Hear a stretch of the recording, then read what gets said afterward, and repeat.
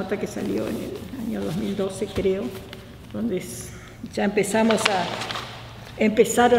a notar nuestra presencia y nuestra insistencia de ser escuchados, ¿no? Cuando fue a hacer la inspección ocular la doctora Bence, que era jueza. Esa fue la primera, digamos, entrada que tuvimos a través de la doctora Alicia Bence, que ella fue la que nos dio, digamos, la oportunidad, ¿no?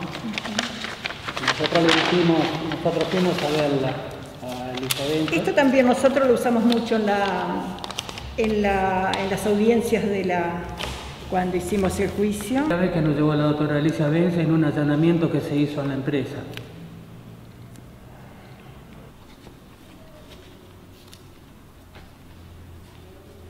Son más de 40 años y nosotros cada vez que conseguíamos algo lo fuimos guardando, así que tenemos para hacer... Sí. Siempre tengo la idea de armar un archivo bien prolijo, ¿no?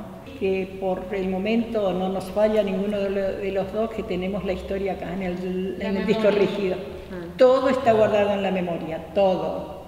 Es verdad. Es como que tocas un botoncito y empieza a aflorar y eso... Pasa que tengo otros guardado en otros lados, tengo tantas cosas, pues yo tengo temas de música y todo, entonces como que hice una mezcla y hay, por ejemplo, un libro que está escrito en alemán, que tiene buena tirada, un diario de Alemania, que eso no hizo Karin Weber, que es realmente es la corresponsal de ese diario, y era la que representaba a los desaparecidos de la empresa Mercedes-Benz.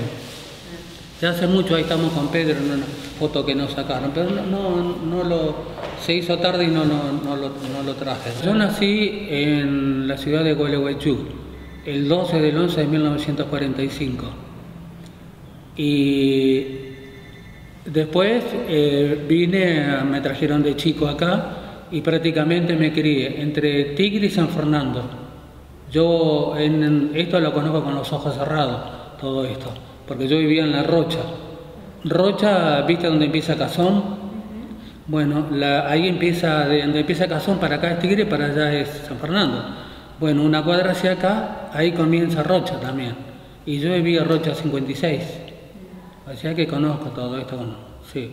De chico yo lo conozco todo esto. Viví en San Fernando, viví en San Fernando también, viví en la calle 3 de Febrero cuando nos casamos con Lulú.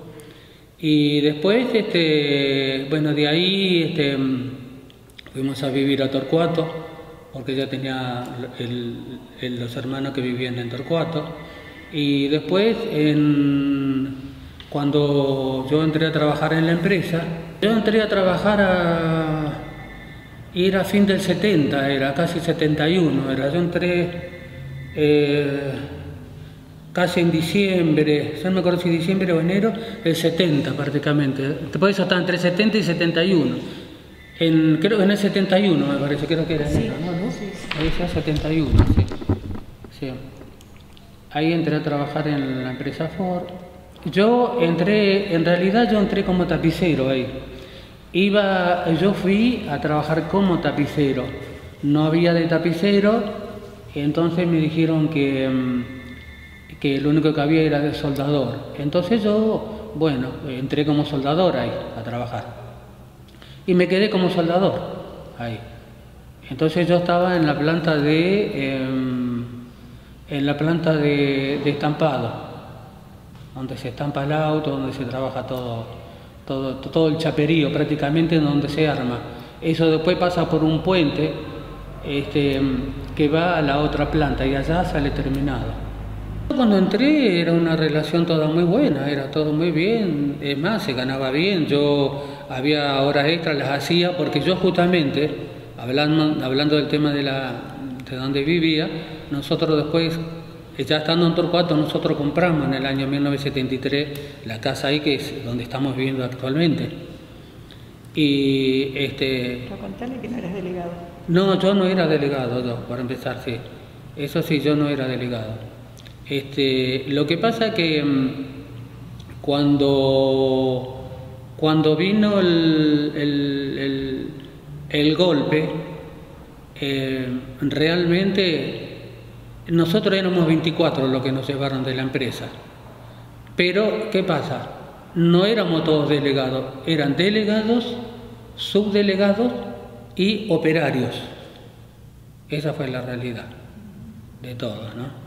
Yo en el caso mío conozco bien el tema del, digamos, del estaño, pero, digamos, yo nunca participé, digamos, en cosas así, digamos. Es más, yo no, ¿cómo te puedo explicar? Cuando a mí me detuvieron, yo pensé, digo, bueno, acá hay una equivocación. Ella justamente había viajado cuando entraron los militares ahí, en esa época. Los militares ya estaban viviendo prácticamente ahí. Ellos ya vivían ahí en la empresa. Comían ahí, vivían ahí. Es más, jugaban a la pelota también con algunos operarios inclusive. Esa es la realidad. Después vino el golpe en el año 76 y ahí vino cuando cambió todo prácticamente. Eso, yo creo que ya casi, por decirte, eso ocurrió, el golpe fue en el 76 y ya en el 75 y algo ya estaban ahí ya. Ya estaba, sí. Sí, eso ya estaba ya prácticamente. Y bueno, vivían, pero realmente nunca llegamos a pensar esto, realmente, ¿no? Jamás. Es más, yo me estaba por ir de la empresa realmente, porque yo cantaba, siempre yo estudié canto y yo tenía conjunto, entonces tuve una entrevista en esa época en la CBC en la Columbia y quedé ahí yo con ellos. Y justamente tenía que aguantarme 2 meses más, dejar ahí y ya tenía para trabajar ahí con las grabaciones, ¿no? En esa época me iba a acompañar, me acompañaba Marito Cosentino, que es el que lo acompañaba a Leonardo Fabio, o Jorge López Ruiz, que lo acompañaba a Sandro en esa época. Justamente me preguntaron cuál quería, y yo le dije cualquiera de los dos, estaban en la grabadora. O sea que prácticamente me iba de la empresa, pero no obstante a eso yo siempre trabajé, hice horas extras, porque había comprado la casa y todo ese tipo de cosas, ¿viste? A mí me detienen dentro de la empresa. A mí me detiene el día martes 13 de abril de 1976. Me detienen, ahí te comento cómo fue eso realmente. Me acuerdo que estaba trabajando en una clinchadora y había un compañero que se llamaba Vera y me dice, mira Portillo, dice, están los militares ahí. Era la oficina toda de vidrio adentro de la planta, ¿no? Donde se reunían los capataces y todo eso. Y yo miré y los vi, yo le digo, no te preocupes, le digo, porque le digo, milico hay todos los días, que vos sabés que militar y a patada por acá. Y no terminé de decir así, que viene un capataz general en esa época que le decíamos el Colorado Castiñeira. Siempre hablábamos de música porque él era bajista también. Y me dice, Portillo, sí, cómo no, Castiñeira. ¿Qué pasa? Dice, acompáñeme, por favor. Me voy, lo sigo a él.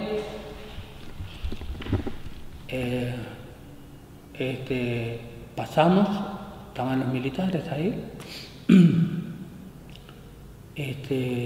Me dice, llega él conmigo, yo delante de él, o sea, detrás de él me hace pasar y le dice, bueno, acá está el hombre que me pidieron, que usted me pidió. Después me entero que ese era el coronel Molinares.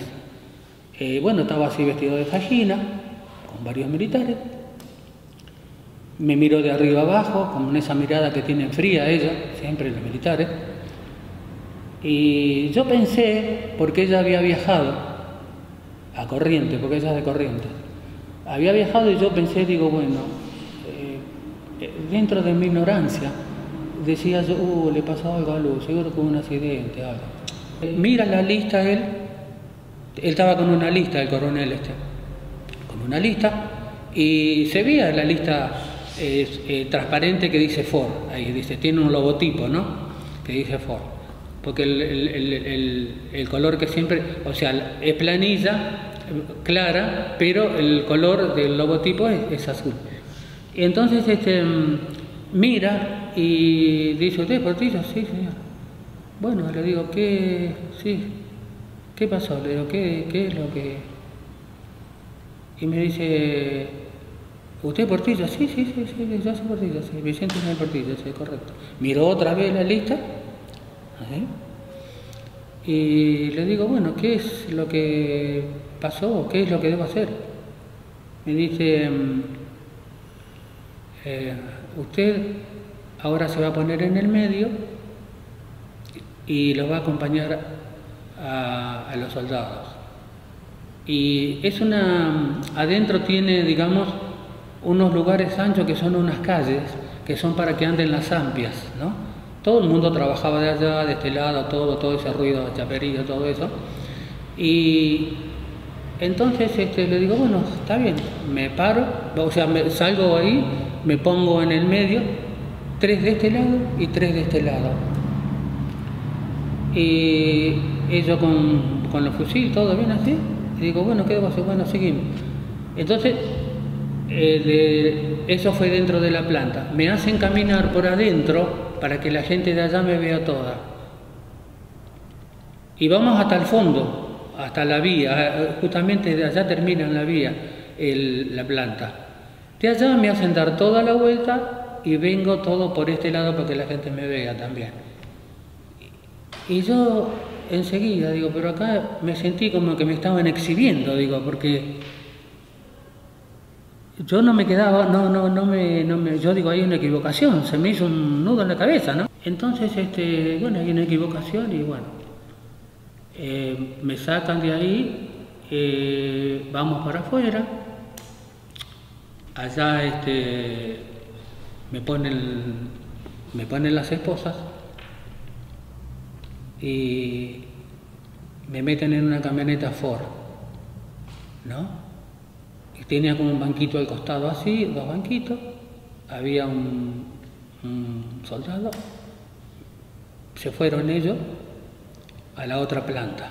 Era marca Ford, era una Ford, una camioneta Ford, manejada por el ejército.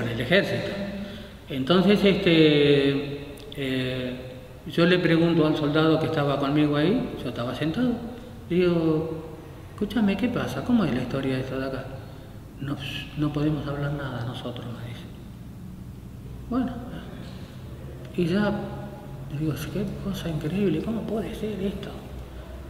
La primera vez que me pasaba un caso así, persona. Lo traen a Pedro, y lo traen a Pedro Troiani, y lo traen a el viejo Conti, le decíamos nosotros, en esa época tenía 50 años, Conti, que Conti era el subdelegado y Pedro el delegado. Bueno, lo traen, lo meten ahí conmigo. Y traen 2 más. Lo traen a Propato y lo traen a Traverso. Yo no los conocía porque eran de la otra planta. Imagínate que en esa época había casi 7.000 operarios. Y bueno, me sacan las esposas a mí y me sacan de acá del mameluco, yo siempre tenía un trapo de cordero por el gasoil y todo eso para limpiarse las manos. Y con eso me atan las manos hacia atrás. Después de ahí, a los otros también lo atan ahí atrás y de ahí nos llevan al Quincho. El Quincho está más o menos 1,5 cuadras, 2 cuadras de ahí. Nos llevan al Quincho y ahí, bueno, ahí nos empezaron a maltratar, a decir delegaducho, todo ese tipo de cosas, ¿no? A pegar un par de patadas, trompadas, esas cosas así. Y bueno, la verdad es que como que uno después ya pierde la noción ya realmente de ahí, porque yo en esa época no rotaba, siempre estaba a la mañana y había turnos, había turno a la mañana, a la tarde y turno de noche. Yo no rotaba, siempre estaba de mañana. Entonces se ve que el turno de Pedro justamente coincidió también ahí. Y bueno, después de ahí tuvimos ahí prácticamente todo el día, se puede decir que tuvimos todo el día ahí. Y porque yo entraba a las 6 menos cuarto de la mañana y eso habrá ocurrido eso de las 8 más o menos de la mañana. Después pasó prácticamente casi todo el día, estuvimos ahí, todo el día, y directamente después vino otra camioneta, y en esa camioneta, con las manos atadas y todo, no sé qué hora sería, si sería a las 8 de la noche, qué hora era, no sé, porque uno pierde el tiempo prácticamente. Entonces, nos cargan, nos tiran. Primero lo tiran a Conti, me acuerdo, en el piso, como si fuera un matambre, ¿viste? Un fiambre, te tiran en el piso. Después pusieron a otro más. El asunto es que a mí me metieron arriba con otros más. Y bueno, fuimos los 5 ahí tirados, ahí en la camioneta. Y me acuerdo que Conti decía, ojalá que nos lleven a Campo de Mayo, decía, pues uno no sabía nada de esto, uno no conocía el tema. Mejor que no nos hayan llevado a Campo de Mayo. Entonces, directamente salimos por la puerta 1. Me acuerdo que nos sacaron por la puerta 1, tirado uno detrás de otro, ¿no? Y digamos, tirado así como un fiambre, así, ¿no? Me acuerdo que Conti se quemó toda la pierna acá por el caño de escape. Y bueno, de ahí nos dimos cuenta, más o menos nos sacaron por la puerta 1, por lo que pudimos deducir que era la puerta 1. No, miento. Nos sacaron por la puerta 2. Ahí nos sacaron por la puerta 2. Ahora sí. Sí, ahí nos sacaron por la puerta 2. Te explico por qué. Porque de la puerta 2 al Quincho hay más o menos una cuadra y media, algo. Y del Quincho a la puerta 1 hay más o menos como 10 cuadras o 12 cuadras, ¿no? Que está allá adelante, que es la puerta de motor. Y ahí en bien salimos ahí nomás. Me acuerdo que escuché el ruido de los tacos ahí, como que, bueno, que ya viste que le hacían la veña, por ejemplo, que salgan directamente. Por eso me di cuenta que era la puerta. Estaban saliendo. Claro, vimos que se detuvo la camioneta ahí, viste, tiene una barrerita, entonces ahí nos dimos cuenta, digo, esta es la puerta 2. Y de ahí nos sacan, aparentemente después de ahí salimos por el costado de Panamericana y vamos a salir para Henry Ford. De Henry Ford, por el ruido que hizo este taqueteo cuando pasaban las gomas, era que pasamos las vías del ferrocarril, ¿viste? De un ferrocarril. ¿Qué otro ferrocarril puede haber ahí? Y bueno, es el de Maquinista Sabio. Veníamos para el lado de Tigre, aparentemente era así. Después nos dio la razón, nos dimos cuenta que era así. ¿Por qué? Porque cuando nos bajan acá en Tigre, no sabíamos que era Tigre eso. Después yo me di cuenta de eso por el ruido de las lanchas, viste que esas lanchas hacen un ruido tremendo, que los motores estos de las lanchas colectiveras. Nos meten contra una pared, nos mandan contra una pared y hacen eso, como el que descargan las armas, viste, que la cargan o la montan, no sé, algo así. Que escuchamos ese ruido, digo, bueno, acá que es todo nuevo para uno eso, viste, siempre con la mano atrás y todo eso. Y bueno, después de ahí me acuerdo que quiso entrar, aparentemente era una señora ya viejita, porque pobrecita se ve que tenía el portón abierto y pasó por la calle y vio y se quedó parada y uno le dice, ¿qué, usted quiere venir acá también? De eso te lo cuento tal como era, ¿no? La retó. Y después de ahí nos llevan adentro, nos sacan la capucha y bueno, empiezan con uno, empiezan a sacar uno por uno Y me acuerdo, nunca me voy a olvidar, había un petizo, un enano así, medio cabezón, milico, un militar, de apellido Ortiz. Y decía, Portillo, ajá, tenía una lista. Delegado. No, señor, yo no soy delegado. ¿Cómo que no es delegado? Sí, no, yo no soy delegado. Pregúntele a cualquiera de los muchachos que me conocen que no. Yo no soy delegado de la empresa. Y bueno, es como que se quedó la cosa así. Nos llevan a los calabozos y ahí nos encontramos con todos los delegados y compañeros que habían desaparecido de la empresa. Estaban ahí. Es más, convivimos un tiempo bastante largo también con gente, había gente de Astarza, me acuerdo que era, y el otro ya me voy a acordar, eran dos muchachos que eran delegados y lo habían llevado. Después había gente del astillero de Astarza, ya dije, había del astillero Sánchez y había del astillero Mestrina. De eso me acuerdo. Ya había habido antes de Astarza y los habían sacado. Yo no, la verdad es que yo no llegué a verlo, me contaron los otros muchachos. Y me acuerdo que había la mayoría, algunos casi la mayoría que eran de mi planta me conocían. Entonces me acuerdo que estaba Reposi, que era delegado mío también. Sánchez también era delegado mío. Como yo no rotaba, siempre estaba a la mañana, entonces yo los conocía a todos ellos. Y Reposi dice, pero ¿cómo no traen a este pibe? Qué cosa increíble. En esa época era pibe, se podía hacer. Y entonces, ¿cómo lo trajeron? No entiendo más nada por qué lo traen. Y bueno, el asunto que tuvimos un tiempo ahí, bastante largo. Ahí nos dimos cuenta que estábamos en Tigre. ¿Viste? Eran los calabozos de Tigre.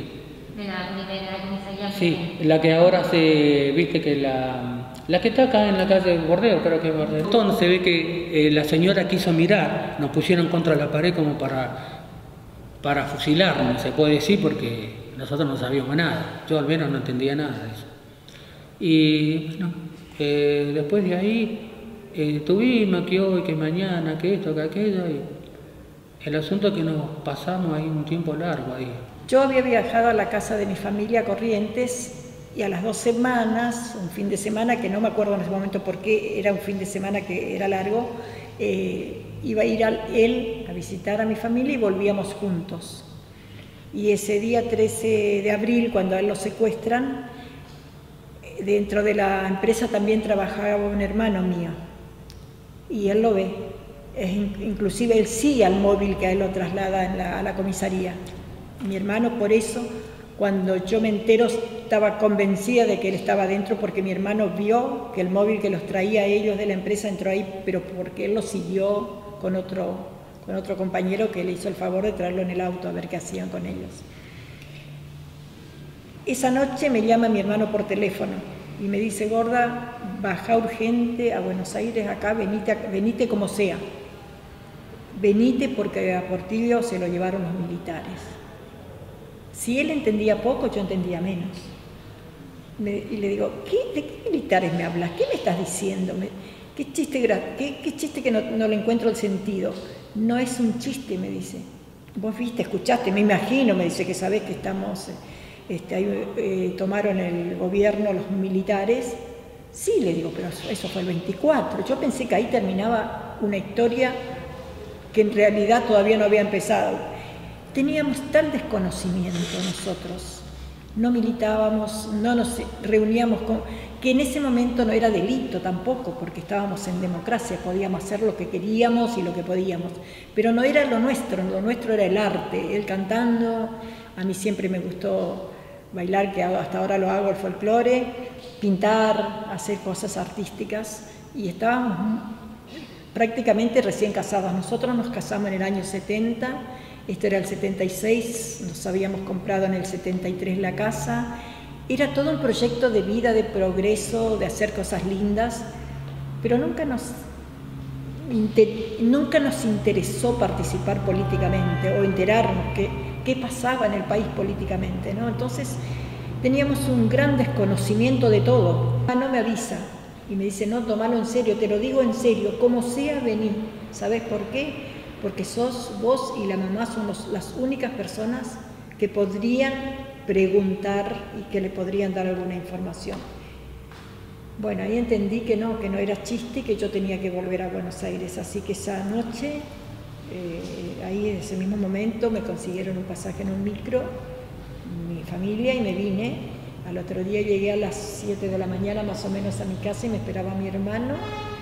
Me esperaba mi hermano diciéndome que él estaba desaparecido porque no daban información, que si bien no entraron a Tigre, me pone al tanto, ¿no? Pero que además una hermana mía que vivía en el mismo terreno nuestro, el día anterior, el día 3, el día que a él lo detienen, a las 3:30 de la tarde recibieron un telegrama de la empresa que lo intimaban a retomar las tareas o que se consideraba despedido por abandono de trabajo. A esa hora, a las 3 de la tarde estábamos en el quincho. A ellos todavía los estaban torturando dentro del predio de la empresa, que el quincho es de la empresa, y ya les enviaron los telegramas de despido o que se consideraran despedidos. Si no me presentaba a trabajar al otro día. Empecé a aprender algo, ¿no? Empecé que la vida me había cambiado. Pero me costó mucho porque yo no sabía nada, no entendía nada. Tenía una familia de fierro al lado mío, mi hermano, principalmente este que trabajaba con él, que me acompañaba.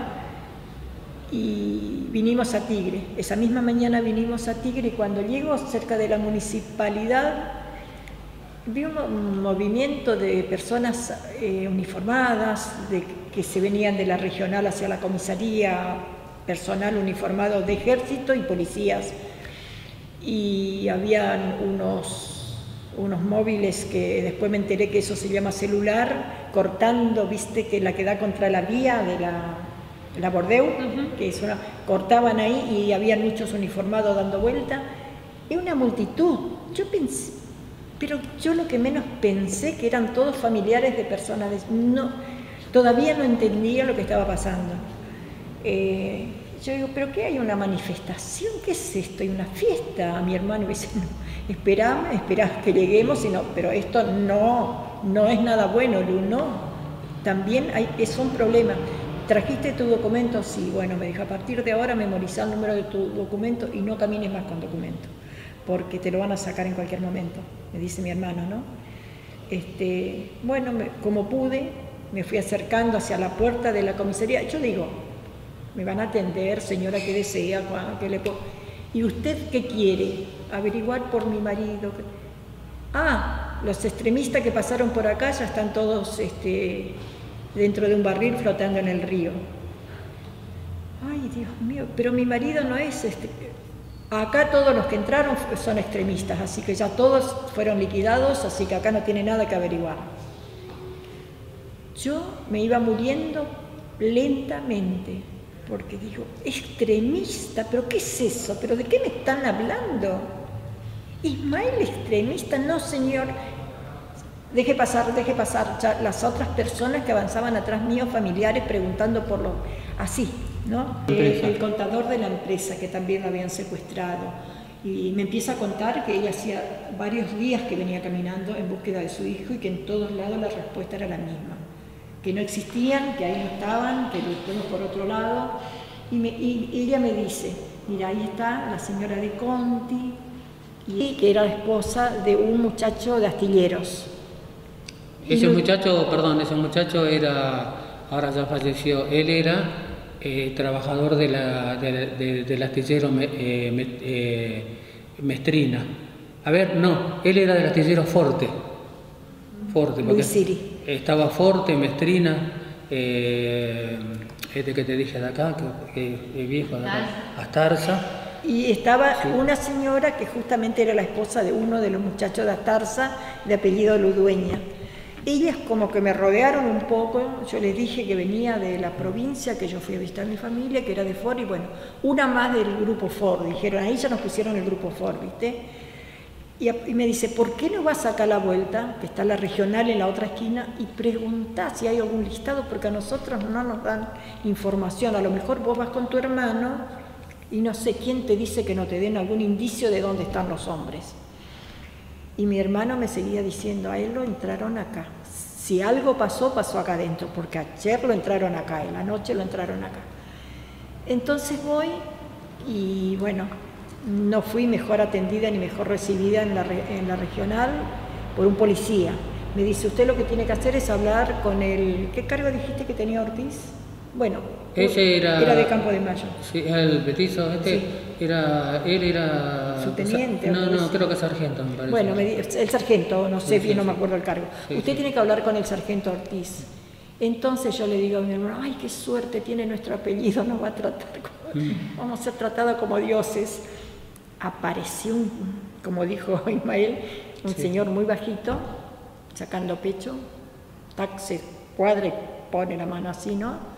¿Y qué quieren ustedes? ¿Viste? Fue la pregunta. Bueno, lo busco a mi marido, ayer lo sacaron los del personal del ejército, de la fábrica Ford. Acá no se puede dar ningún tipo de información. Diríjase al Ministerio del Interior. ¿Y ahora qué es eso? ¿Dónde me mandan? ¿Y dónde queda el Ministerio del Interior? Mi hermano era pobre, no sé, creo que no lo enloquecí en ese tiempo porque no era el momento, mira, pero bueno, espera, no te desesperes. Vamos de vuelta donde están las mujeres, toda esta familia que está en la comisaría, a ver qué hicieron ellos. Y en ese momento todavía ninguna había hecho más que ir de comisaría en comisaría de la zona. Algunos fueron a Maswich, otras, bueno, así, ¿no? Y nos propusimos entonces intentar averiguar en el Ministerio del Interior. Era tan lejos, era la capital, era un lugar que yo no conocía y siempre yo me iba y encontraba una multitud, colas de 10 cuadras, esperando información.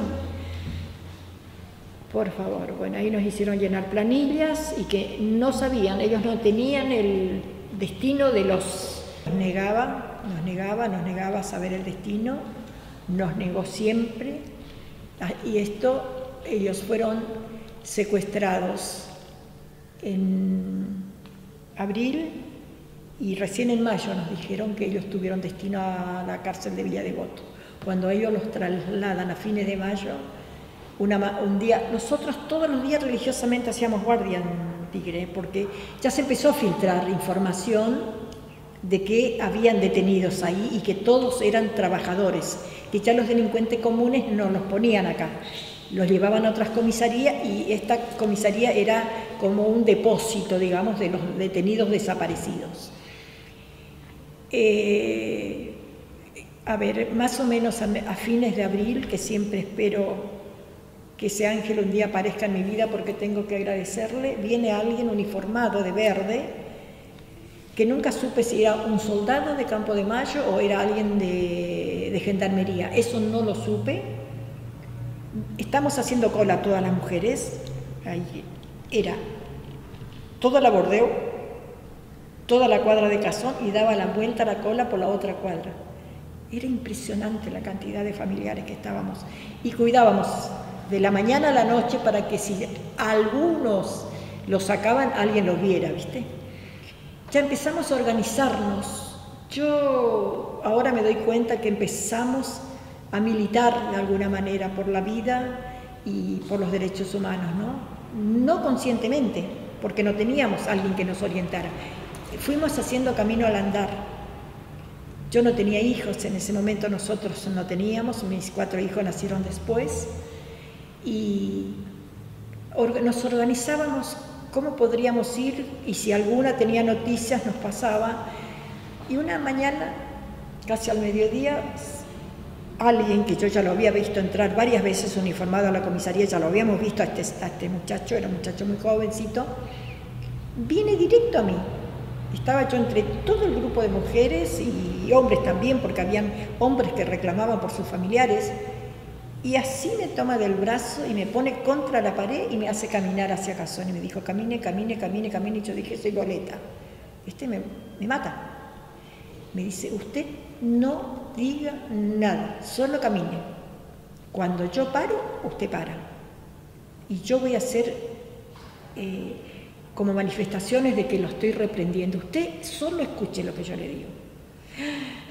Yo no respiraba, no sentía las piernas, tenía temblaba mi cuerpo, porque lo que yo pensaba que también me iba a hacer desaparecer o hacer algo feo. Entonces cuando llegamos a Cazón me hace cruzar la calle y me pone de espalda así como violentamente contra la pared y me dice, simplemente escuche, no se asuste, ¿usted es la señora del negro Portillo? Dice, él se llama Vicente, pero le dice al negro, sí, yo sí.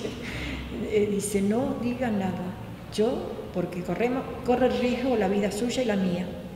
Él está acá adentro. A él lo trajeron en abril y me dijo la fecha, y él está acá con muchos compañeros de FOR, y me empezó a decir los nombres, ¿viste? Me dice, y ahora váyase y no diga a nadie lo que le dije, me dio como un empujón, ¿viste? Claro, mis compañeras estaban aterradas también porque pensaban que me secuestraban en ese momento a mí. Y yo ahí tuve otra vez la confirmación de que él vivía y que estaba, ¿viste? Por ese muchacho. Y inclusive él después fue y le contó a él, creo que inclusive fue un poco de acuerdo con él, de que lograra localizarme y me avisara que él estaba vivo y que estaba ahí, ¿viste? Yo trabajé muchos años, yo en realidad siempre trabajé de carnicero, esa es la realidad. Trabajé de carnicero, tuve de panadero, siempre toda la parte de pizzero, todas esas cosas así. Y me salió la oportunidad de ir a la FOR un día, bueno, por el hecho, digamos, de que yo había aprendido en una empresa a trabajar, que era la empresa del Carlos, me acuerdo, y ahí aprendí a tapizar y todo eso. Tapizábamos antes para la Fiat y todo eso, y ahí aprendí a tapizar. Había dos mercados, grande, enorme, y yo estaba a la cuadra, vivía de ahí. Entonces yo conocí mucha gente, y este muchacho andaba con 2 o 3 hermanos, y yo siempre le daba una mano, no me gustaba que le peguen. Era un chico de la calle. Era un chico de la calle, entonces yo le di una mano muy grande al chico en todo eso, ¿no? Y como le he dado a otro, que te iba a contar la historia de otro. Y este muchacho, claro, cuando voy, me dice, ¿qué haces acá? Le digo, no, ¿sabes que trabajamos? Cuando lo vio en la comisaría. Claro, cuando nos vio ahí, le conté yo lo que pasó. Y por ese motivo le digo, sí, yo lo conozco, este muchacho, Juan, me acuerdo. Lo que nunca me puedo acordar es el apellido, porque yo les daba una mano, que veía en la calle de los chicos, ¿viste? Por ejemplo, yo les daba una mano, por ejemplo, ¿no? Y la verdad que está bien el dicho, eso que he dicho, ¿no? Recoger lo que cosechas, ¿no? Eso es lo que veo yo ahí en ese sentido, ¿no? Y ese muchacho yo ya lo conocía de esa manera y se ve que se había metido en el ejército, no sé qué es lo que estaba metido ahí, el asunto que le hacía a la guardia, y viste, después no lo volví a ver nunca más en mi vida, nunca más. Entonces todas sabíamos con más seguridad de que ellos estaban secuestrados y estaban guardados acá. Hasta que el 19 de mayo vinimos a hacer la guardia de todos los días y nos llamó poderosamente la atención que no había nadie, la calle estaba limpia, no estaban los móviles esos cerrados que tenían ahí, no había personal.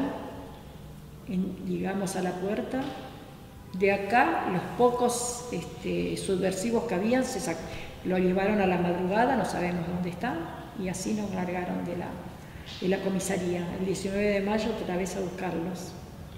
Me acuerdo, como si fuéramos, no sé, qué sé yo, lo peor, ¿viste?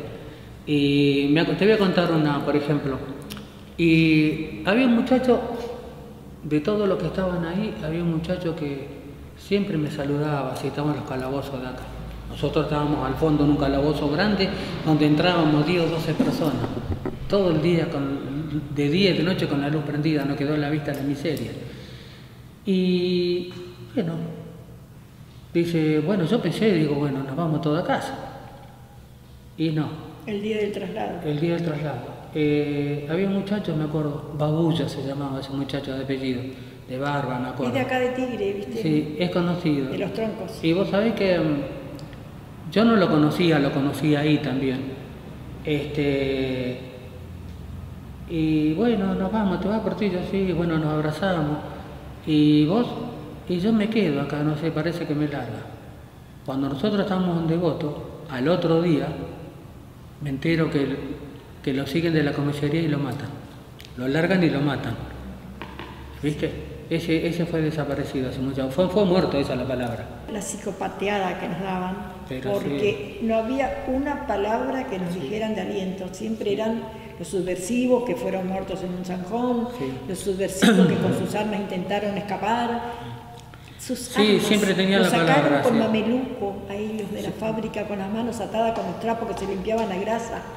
Yo siempre repito y siempre lo he dicho cuando mi testimonio en el juicio, el arma que ellos utilizaban eran destornilladores para ajustar las piezas de los autos y trapos para limpiarse las manos. Eso eran lo que acusaban, el armamento que tenían, porque eran obreros y los que eran delegados no era un delito. Y si hubiese sido un delito, debían haber sido juzgados como correspondía, no secuestrados, torturados, que de las torturas mejor no acordarse a veces porque se te vuelve a terminar un poco la vida cada vez que uno lo recuerda, ¿no? Cuando los llevan a ellos, lo bueno que tuvo en Devoto, como ya iban, ahí lo pasan, los blanquean y lo pasan bajo el poder ejecutivo. La mayoría de las esposas o familiares que buscábamos a nuestros familiares, recibimos un telegrama que decía: estoy en la cárcel de Devoto, ¿viste? Y firmado por ellos con el número de documento, así que sabíamos seguro que eran. No, en esa época no teníamos celulares, no existían, no todos teníamos teléfonos. O sea que era el día que nos encontrábamos en algún lugar, si quedábamos citadas para otro día de la semana de palabra. No, era una cosa terrible. Bueno, como recibimos eso, ahora ¿dónde está la cárcel de Devoto? ¿Dónde queda? ¿Cómo llegar? Así que me hablé con la señora de Siri, que sí tenía teléfono, y quedamos en encontrarnos y averiguando, aprendimos a viajar hasta la cárcel de Devoto, pensando que lo íbamos a ver. Qué inocente que éramos. Yo declaré el caso de Babulla, este muchacho. Cuando terminó todo, todo perfecto, viene un muchacho y se pone a llorar, casi me hace llorar a mí también. Digo, pero ¿cuál es el problema? Entonces me contó, Babulla era como mi hermano, entonces me contó él. Dice, yo escuché a todos. Eso fue una y nadie me lo nombró prácticamente mi hermano, que sería Babulla. Y vos me lo nombraste. Entonces yo le tuve que contar cómo era, cómo lo había encontrado, cómo estaba y todo ese tipo de cosas. De nosotros. Porque era todo mentira lo que hacían, era todo un disfraz. Pero nos hicieron, la verdad, que sudar. Vos imaginate que yo entré, me sacan de la empresa el día martes 13 de abril del 76 y aparezco un día de semana, 30 de marzo del 77. A mí la bronca que más me da de todo, nosotros fuimos abandonados, se portó muy mal la empresa, pero malísimamente mal, mal, porque la verdad realmente, yo no era delegado, pero yo pagué como cualquier otro delegado también. Porque lo que sufrió él, lo sufrí yo también, lo sufrimos todos. Esa fue la pura realidad. Y corriendo riesgo, porque cuando vos te largaban, cuando vos te daban la libertad, se ponían el arma acá, algunos ñatos, y salían y te seguían, y después no te encontraban más. O sea que era muy complicada la situación, muy complicada, ¿no? Y te digo la verdad, uno ha escuchado muchas cosas he escuchado y he visto. Ahí he visto sacerdotes, he visto juristas, he visto abogados, he visto doctores de todas partes del país. He visto cualquier cantidad de aberraciones, se puede decir, ¿no? Y es triste, doloroso. El único defecto que uno ha tenido es que ha trabajado, que ha usado el mameluco de Ford, nada más. Para mí fue un dolor tremendo eso realmente, para mí, para todos prácticamente, porque nosotros hemos sido personas olvidadas y solamente la cosa no termina ahí. La cosa no termina ahí. Cuando nosotros nos largan, yo no podía conseguir trabajo en ningún lado, Fui un día necesitaba ya trabajar y me fui a una empresa, me acuerdo que ya no está más, había una cola tremenda, había. Dice, ¿trabajo? Sí, trabajé en Ford. Ah, en Ford, sí. Justo estamos haciendo tapa de cilindro nosotros. Sí, justamente yo trabajé haciendo tapa de cilindro. Y sabés cómo entré, como un tubo. A la noche ya empecé a trabajar ahí, ¿te acordás, Lu? Sí, A la noche fui a trabajar. claro que sí. Tuve 15 días, una patada y afuera. Porque la verdad que ellos se lavan las manos realmente. Se lavan las manos. Ese fue el negocio tremendo que hicieron ellos. Era un antecedente Sí. a Ford y, Sí. claro, él dijo, Sí. Ford, el referente fuerte. Pero yo lo dije a propósito de eso. ¿Sabes por qué lo dije a propósito? Porque yo cuando yo salí de ahí, estaba con mucho veneno, mucha bronca, porque yo, de mí no pueden decir absolutamente nadie. Entonces digo, me voy a ir, a ver, total, estaba ahí, digo, me voy. Bueno, entonces me voy, miro así, estaban las guardias, y dice, ¿qué? ¿Anda buscando trabajo? No, le digo. Y me dice, justo están tomando chapista, dice. Le digo, sí, pero yo no conocía a nadie acá. Le digo, sí, yo lo conozco al Cabezón Sosa. ¿Cuál? ¿El superintendente? Sí, habló por teléfono, ¿sabes cómo? Enseguida le mandó un secretario, me mandó. Digo, hola, ¿qué sé por ti? Ya pasé, como un tubo. Pero yo quería saber por qué, cuál era el motivo, a ver, que me den una explicación, cosa que no me la dieron hasta ahora el día de hoy. Después ya aprendí muchas cosas, ya, por qué era realmente. Era un negocio tremendo para ellos. Y entonces, bueno, voy ahí y estaba Sosa, pase partida, asiento, sí, un cigarrito. No, le digo, le acepté un cigarrillo. Y me dice, ¿cómo la pasó? Y eso me dio no sé qué, que de la forma que me lo dijo, ¿no? Y yo le digo, no, también como usted, le digo, porque usted está ahí, le digo, sentado como si fuera un señor, le digo.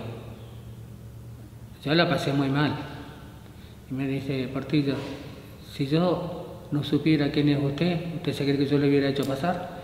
Le digo, sí, pero le digo, justamente, le digo, ¿cuál es el motivo? Quiero que me den un motivo, ¿por qué? ¿A qué se debe esto después de un año que me tuvieron ahí, me hicieron las 1001 y corriendo riesgo de vida?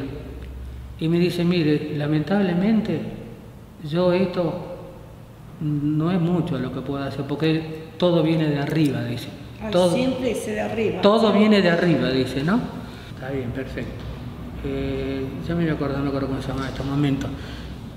¿Y qué pasaba? En esa época existía coordinación federal, todos esos, digamos, esos grupos.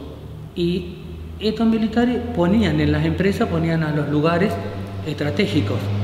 Y bueno, me tocó uno de ellos realmente, ¿no? Y le digo, mire, yo realmente, le digo, dice, sabe que no podemos hacer nada, Portillo. Y le digo, pero ¿y qué le van a decir a la gente cuando vengan y pregunten acá que yo trabajé aquí? ¿Qué le van a decir? Y no sé, que vino el ejército, ¿vio? Y que usted quiso poner un negocio, esas cosas así.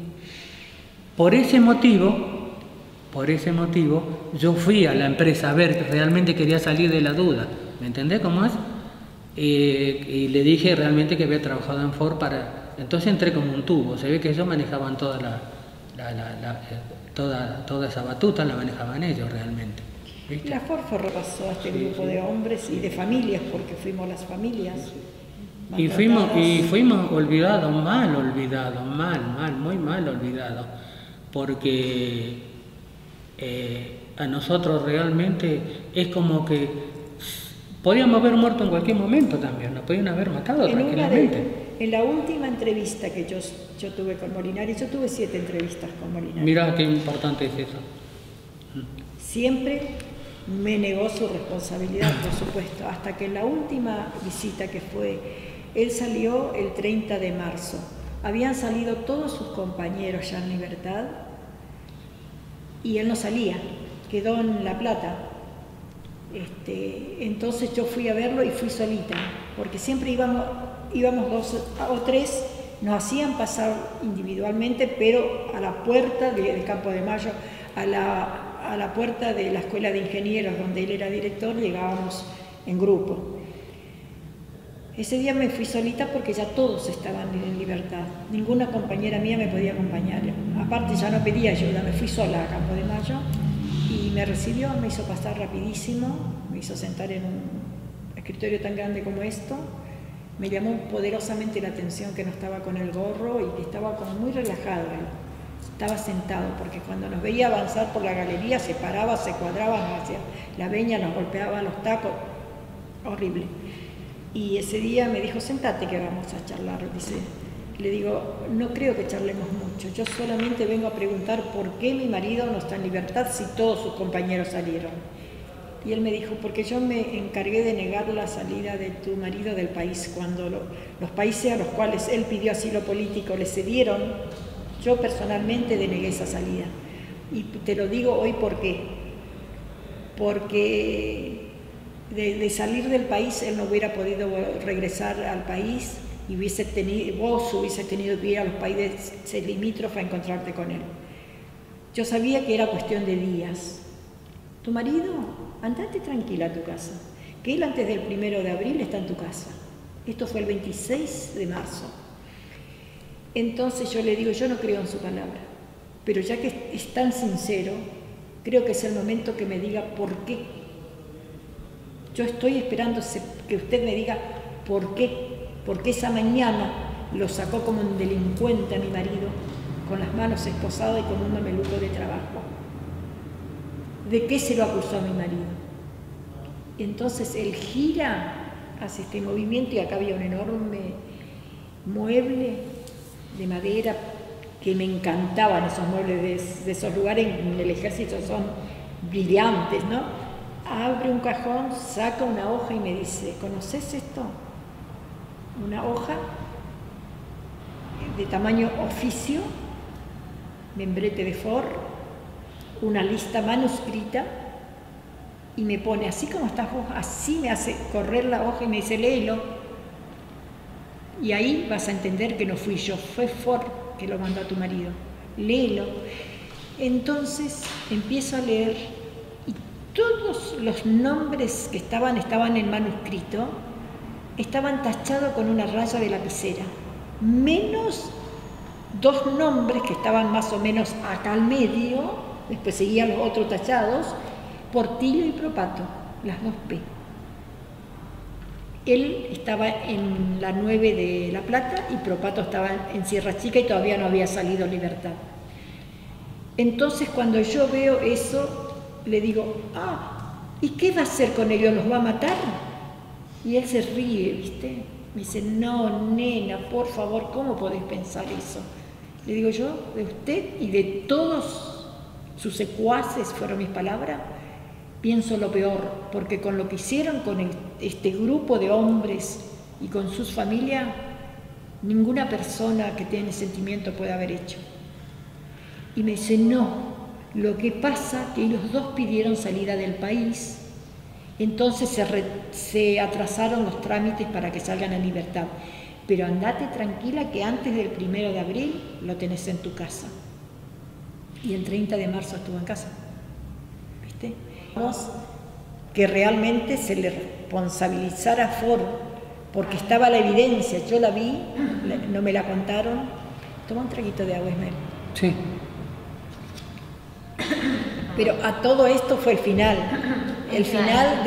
de la falta de libertad, porque nosotros, a partir de ahí, que Ismael llega a casa, que está en casa, a partir del mes de mayo del año 1977, una vez al mes iba un policía y un hombre que decía ser de Campo de Mayo con una planilla que le llamaban una circular y nos hacían firmar. Como que vivíamos ahí, no sé qué otros datos ellos pedían. Y eso cesó en marzo de 1987. Durante 10 años tuvimos libertad vigilada, que yo no sabía que así se llamaba, me enteré después, cuando empezamos a tratar con el abogado y a contarle. Y de muy mal gusto, la verdad, que la defensora en el juicio me preguntó, ¿y por qué no lo denunció usted a eso? Yo le contesté por qué. Señorita, iba un policía y un personal de Campo de Mayo, ¿a dónde yo iba a denunciar? Pero estábamos en democracia, pero nosotros estábamos siendo vigilados. Y el miedo que le queda a una persona que tuvo un un familiar desaparecido, no te lo curas más. Yo hasta el día de hoy, mi hija menor tiene 35 años y yo pienso que me la van a secuestrar. Tengo 4 hijos y yo la noche me despierto y sé los horarios de cada uno y llamo. ¿Cómo estás? Bien, mami, bien, mami. A la noche lo mismo, hasta que yo no sé que están en su casa, que ya están cerraditos, que no están, ya volvieron de los trabajos. Ahora más o menos, pero yo veía un coche que paraba en la puerta de mi casa y era un temblor de cuerpo entero. Pero yo tenía mucho miedo y sigo con el temor de que lo secuestren a mis hijos. Eso no creo que me voy a ir de esta vida y me quedó tan adentro, porque hoy hicimos un resumen de todo lo vivido, pero las cosas que vivimos para poder verlos a ellos 5 minutos en Villa Devoto no se puede expresar en palabras. Fue de terror, eso fue un horror, fue una tortura, fue una vejación en forma sistemática, fue un maltrato. Uno de los maltratos más leves era como ser nosotros teníamos visita los días viernes a las 2 de la tarde. El jueves a las 10 de la mañana nos empezábamos a concentrar en la puerta de la cárcel de Villa Devoto para ser una de las primeras que podíamos entrar a la requisa, que ahí estaba la tortura, por la que pasábamos todas las mujeres. Y tardábamos tanto porque éramos tantas personas que si no éramos, no sé, la número 100, ponele, no lo podíamos ver ni un minuto, porque cuando llegabas al 5º piso por escalera sin luz, se terminó la hora de la visita. De sacar a los prisioneros a la noche y matarlos, así, lisa y llanamente. Los sacaban y después al día siguiente aparecían en los titulares de los diarios el enfrentamiento de los extremistas con las Fuerzas Armadas y la lista de los que asesinaron esa noche. Porque en esa época te pelaban primero, te rapaban pero nosotros la cabeza. Los familiares no sabíamos. Sí. Nosotros hasta que no nos veíamos sabíamos. Sí. Hay un hombre que hace muchos años, yo era chico y me acuerdo que fue con el dueño de Canal 11, que era Ricardo García. Fueron a plantar una bandera ¿A la isla Malvinas? A las Malvinas, hace muchos años, yo era chico y recuerdo. El operativo Cóndor, con Dardo Cabo. Dardo Cabo. Y bueno, Dardo Cabo estuvo con Dardo él. Cabo estuvimos ahí con él. Y él, antes de matarlo, le raparon la cabeza un día. Y él vino y le pidió la extremación, porque había sacerdote a patada también adentro, ¿viste? Yo conocí muchos sacerdotes, ahí conocía de todo, ahí, ¿viste? Y le pidió la extremación y después, bueno, te mataban y después decían, no, sacaban el diario como siempre manejaron, me hace acordar ahora cómo sacan los diarios, lo quisieron rescatar compañero y en un tiroteo murió. Mentira.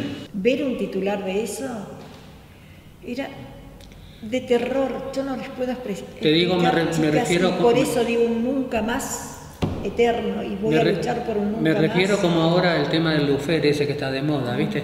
Que es todo mentira prácticamente, sacan así en los diarios, ¿no?